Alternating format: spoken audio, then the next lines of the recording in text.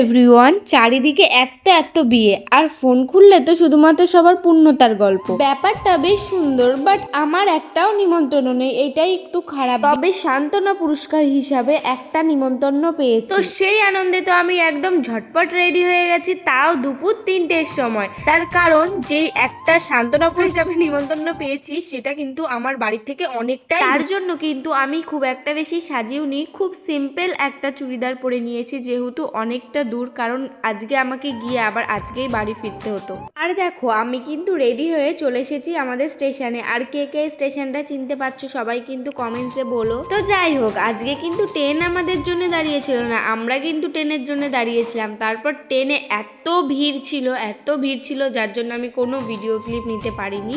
তারপর ট্রেন থেকে নেমে আমরা টোটো স্ট্যান্ডে গিয়ে টোটোতে উঠে পড়েছিলাম।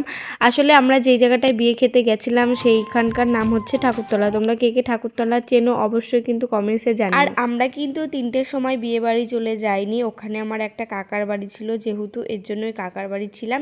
তারপর সবাই রাতে একসঙ্গে বিয়ে বাড়ি গেছিলাম। তো চলো বিয়ে বাড়ি কী খাওয়া দাওয়া হলো সেটা তোমাদের সঙ্গে এখন শেয়ার করি। কাকার বাড়ি থেকে যেহেতু ওই বিয়ে বাড়ির দূরত্ব বেশি দূর ছিল না, এর জন্য কিন্তু আমরা সবাই একসঙ্গে হেঁটে হেঁটেই বিয়ে বাড়িতে গেছিলাম। তো বিয়ে বাড়ি গিয়ে সবার প্রথমে নতুন বউকে দেখে নিলাম, তারপরে তো বউ ফটোশ্যুট করায় ব্যস্ত ছিল, ঘরের ভেতরে চলে গেছিলো, তাই ভালো করে দেখাতে পারিনি।